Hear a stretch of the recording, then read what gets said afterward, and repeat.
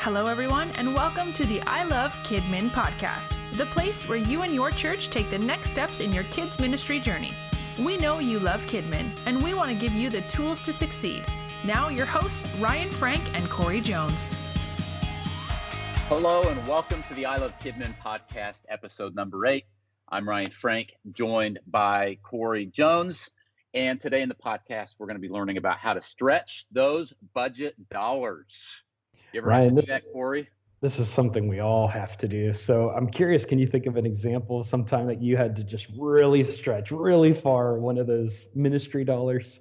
Oh, man. You know what? There have been it seems I remember early in my ministry, like right when I started, I was given for my kids' church, my budget was $10 a week. And wow.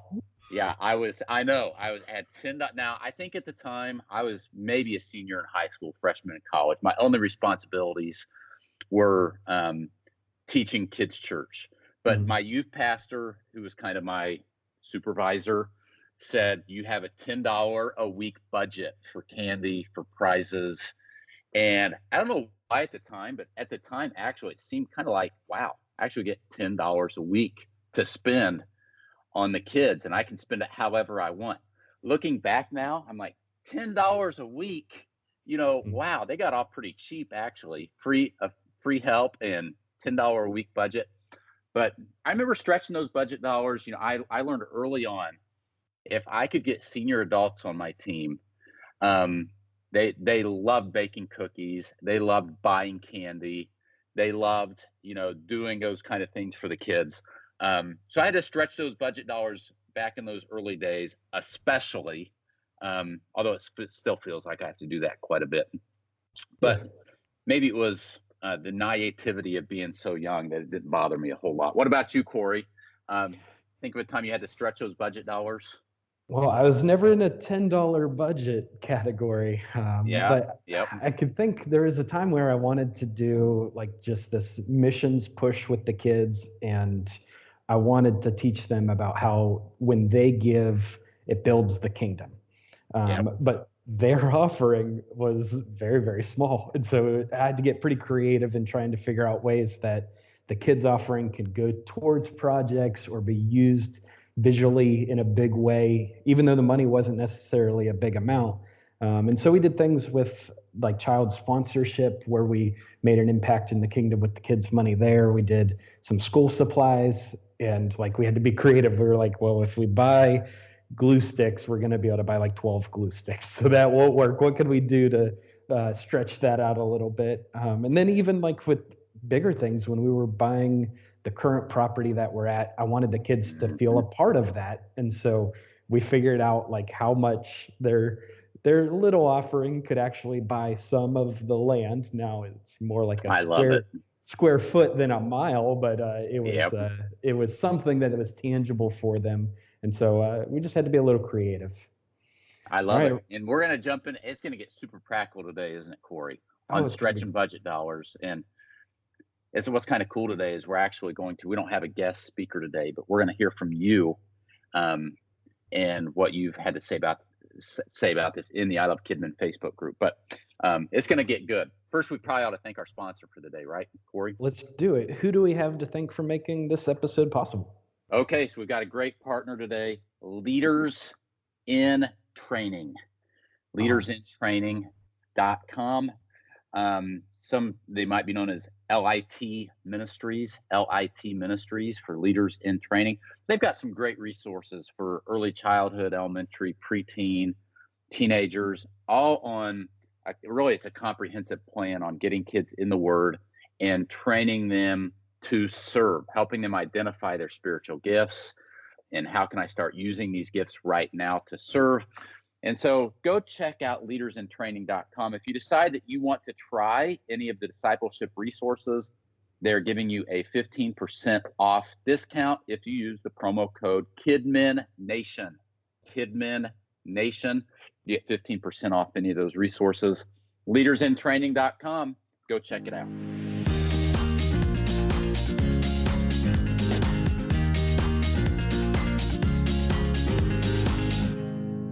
All right, it's time for our favorite things.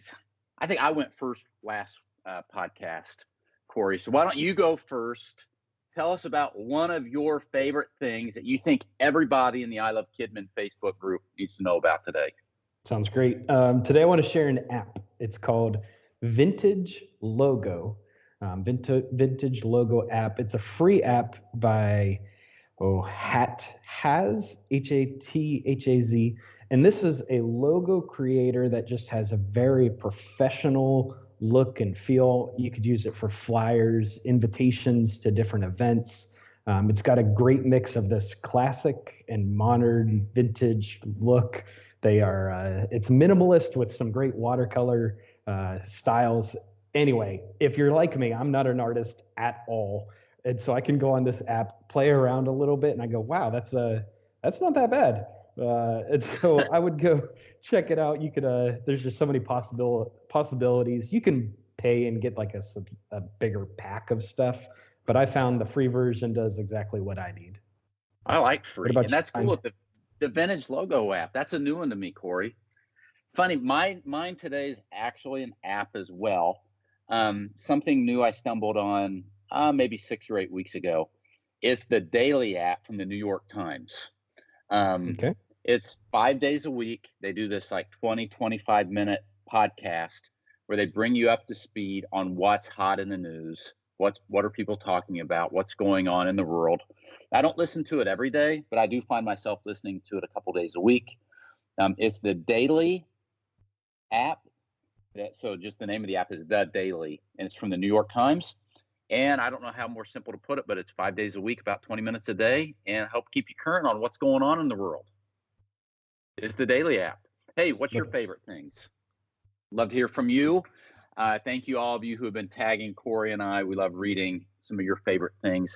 Go to the I Love Kidmin Facebook group, tag Ryan Frank, Corey Jones, and tell us what you are enjoying these days. Could be an app, could be a book, it could be a coffee. Hey, everything's on the table. We'd love to hear from you over in I Love Kidmin.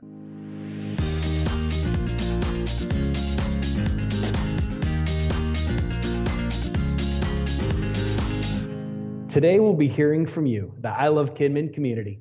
The I Love Kidmin community was created to provide specialized support, and because we can all be the expert guide to help get the answers to our ministry questions. So today our expert guide is you. Ryan, you posted recently asking for advice on how to stretch your budget dollars. So let's take a look at these posts and figure out what our expert guides in the I Love community have to say. Yeah, let's do it. So what Corey and I are going to do is we're going to bounce back and forth. So we're going to take turns. You guys had some really, really great ideas. Amy Beth, oh my gosh, how did you pick this one first, Corey? Amy Beth with a really long last name. Vasconcelos. I'm sure I butchered that, Amy Beth. I'm sorry. She said, ask for donations. Ha, ha, ha. Well, you know what? That does seem kind of simple, but honestly, a good way to stretch your budget dollars is just ask some people for donations. People do like to. I'm a big believer that there are people that will never step into a classroom and teach those kids. But if they know that you need something, they might drop it in their shopping cart the next time they're at Walmart or Meijer or Target and bring it to you at the church. So don't be afraid to ask for donations, because there are a lot of people that would love to help. Corey, you're up. I think that's great. Lisa Marie, she kind of added to it a little bit. She has a family that she can specifically go to with those needs. And I think figuring out who are some people that are just really bought into the ministry, who are believe in what you're doing, knowing who those people are, and then asking, being brave enough to say, hey, we have this need. I wanted to see if you would be willing to help us out there. I think that's great. She also mentioned the Dollar Tree, which is probably the children's pastor's, I don't know, best place to be. So check out the Dollar Tree. I'll go every now and then just up and down the aisles to think what might there be here that I could possibly use in ministry, because it's cheap. It's easy. It is cheap. It's cheap. It's cheap. Yeah, we love it. All right. Peter Stow had a good one. Or he had a few good thoughts. Peter said, we try to reevaluate what we've always done. A few examples would be we switched our candy order distributor and saved a bunch of money. We found a shirt guy from our church who gave us a better price on shirts compared to the company we had been using before. Lastly, every year for the last day of VBS, we've had the snow cone truck come and each kid got a snow cone. This year, I bought frozen icee pops from Sam's Club instead of the snow cones and saved a bunch of money there too. So I would say look for the better deals, Peter says, and contracts that save you money on the things that you order all the time. Good advice, Peter. It is easy to just kind of get in a rut and in a system, and this is the way we always do it. But if you'll pause and, do my drawing a blank, the word I'm wanting to say, but just, look at where are we buying things and can we reevaluate and go at it a different way? You might end up saving yourself some money. And Melody Foster, she had a great idea with this. It's when you're doing this big shopping thing, to ask a store manager or the owner of the store if they'd be willing to do a discount or a donation.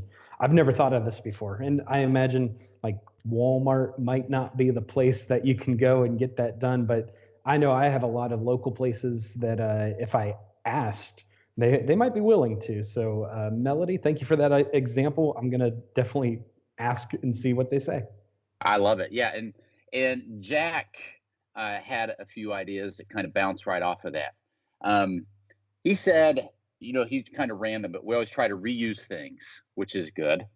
If you can develop this, Jack didn't say this, I'm going off script here, but if you can build a resource room or a resource closet and organize it, you'd be surprised how much money you save, because instead of going out and buying yarn every time you need yarn, you know where the yarn is.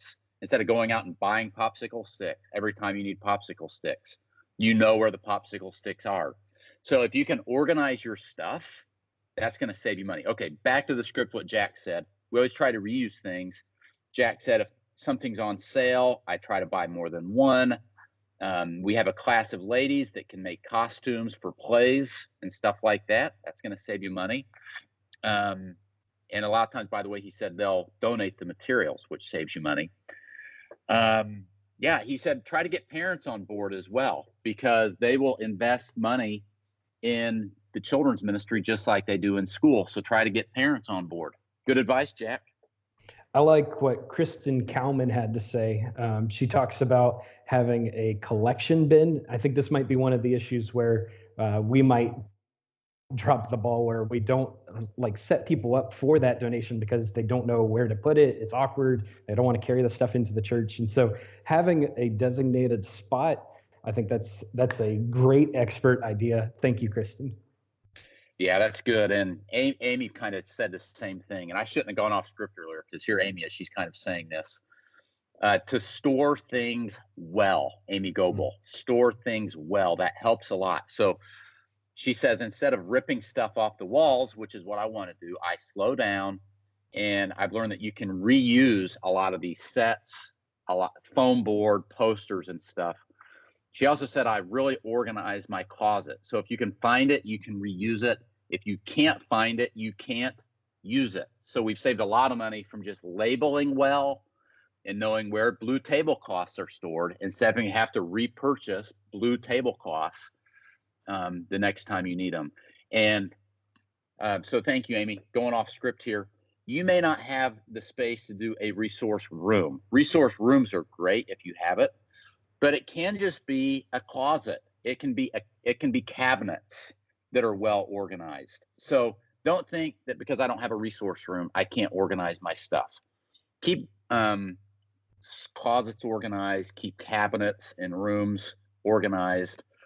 And as Amy said, Kristen said, Jack mentioned earlier, it really will save you money long term.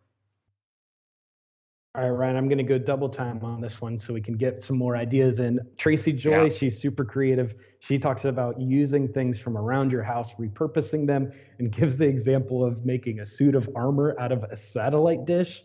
How cool is that? Nice, and then Angela, she said that she shops inside of her church for design stuff. And that's such a great idea to think through what are the stages that are going to be like in our big church environment, or this even the younger kids environment, and how can we share these resources and use them all within our own church. I like it. I like it too. All right, let's see here. I took my eyes off the notes, Corey, and I lost my place. Who did you just read from? Angela. From Angela. Okay. Gianna said she hits rummage sales. You like to rummage sale, Corey? My wife does. Now I'll do it online. She mentioned the Facebook market. I do that more than actual Facebook. I just like to scroll through and see what they have. You ever bought anything on the Facebook market? All the time. And hey, this is a bonus tip for you, but I always have them meet me at the church. There's people that have started to come to church because they met someone and then felt comfortable with the place. And then it's a less of a drive for me because I'm already there. Great idea. Okay, Kathy in I Love Kidmin said, we recycle VBS teaching materials and decorations by collecting these resources from churches that have finished their VBS. I collect from 3 churches because you don't know if you'll get everything from one church. Then after our VBS, we have 2 churches that come around and get all the decorations to use at their church. It really helps with cleanup. We save about $1,000 a year by doing this. Kathy, I think this is so smart, Kathy, because what most churches, what do they do after VBS? They take all that stuff and they hit the dumpster with it. And so if you can borrow from other churches, and then I love it, Kathy, that you're paying it forward to some other churches that can use the stuff as well. And I know the more it gets passed, the more stuff gets beat up, but it still does save a ton of money. Kathy says she saves $1,000 a year doing that. Wow, I believe it. Yep. Patty Patterson, she also mentioned partnering with churches, and Wendy Hicks, she mentioned that this is such a great thing that as a community, we need to be doing. We need to be partnering with the different churches to help them out, and just being more intentional about that. I also like what Abby Martin said about switching some stuff over to digital instead of printing. I realize that can't be something that everybody might be able to do, but if you could save some money there, and maybe even just printing a few for the people that aren't ready for the digital move, then you're going to save some money and reach people how you need to with this print versus digital thing. Exactly. Dina said, I use Amazon Prime for free shipping. By the way, Corey, it is way too easy to shop on Amazon, isn't it? For real. It is way too easy. Like, you should not be able to search something quick, push one button, and it shows up at your house the next day. That's crazy. Anyway, Dina said, I use Amazon Prime for free shipping. I earn points and then use those points to shop. Then I turn in reimbursements. I will also call when placing an order and ask if there's a code that I can use if I don't already have one. Dina also networks and shares and borrows from other churches to help save some money. All right, Corey, why don't you wrap us up with the last one or two here? All right. I love what Emily had to say. She talked about going to the dollar store first, that she goes to Five Below and thrift stores, garage sales, just all these different clearance places. I think that's great. And having your list, being far enough ahead so that you know what you need and you're not week to week, that can save you so much money. And then Jennifer Abercrombie, she mentioned buying gift cards with leftover money at the end of the year. I thought that was a cool idea. It's a real good idea. If everyone's church and finance group would allow that, but if you're allowed and you're able to do that, go for it. That sounds like a great idea. Yeah. And Jennifer, I love Dunkin' Donuts, and I think you can buy Dunkin' Donuts down there in Missouri where you live. So just saying. Okay. Wow, this was good. Okay, Corey, probably one of my big takeaways from all of this, and I'd love to hear one of yours, is get organized. So I think a lot of times when we're not organized, we end up spending money that we wouldn't normally have to spend. That could mean like, hey, I'm running, it's super last minute, so I don't have time to ask anybody for donations, so I have to go to Sam's Club and buy it. Or it could mean getting organized like, hey, nobody knows where anything is around this church, and so there's a fat chance I'm ever going to be able to find that orange crepe paper that I needed to use to make fake fire. So I've got to go to Hobby Lobby and buy it. So for me, a lot of it, probably my big takeaway, just get organized. And when you get organized, it really will help you big picture save money. What about you, Corey? Ryan, I'd have to say, honestly, that's probably my biggest one too, to be organized, know my stuff, label it. But if I'd go with the second one, then I'd probably just think about who I'm willing to ask. I'm not going to be the one that says no on their behalf or robs them of the opportunity to bless the church. I need to put on my big boy pants. I need to ask whether that's a family in the church that cares, or if it's a local store that I'm buying a bunch of stuff from. Just asking that I need to practice that more often. Totally. Well, hey, I Love Kidmin. We'd love to hear from you in the Facebook group. What do you do to stretch your budget dollars? A lot of you have already told us. We'd love to hear from more of you. So go to the I Love Kidmin Facebook group, search for episode number 8, and let us know in the comments, what do you do to stretch your budget dollars? Corey, it's been a fun podcast. These are so fun to do with you. Thank you for being such an awesome host. I can't wait to do the next one. What about you? It's been fun. I'm looking forward to seeing some more ideas based on this one topic. It's going to be great. It's going to be great. I Love Kidmin from our entire team. Remember that you are loved, you are valued. What you do matters so much. So don't lose heart. Keep up the great work. And we're looking forward to seeing you in the I Love Kidmin Facebook group and next time around in the I Love Kidmin podcast. This episode might be over, but the conversation is just getting started. Head over to the I Love Kidmin Facebook group and let's talk about your next steps in your kids' ministry journey.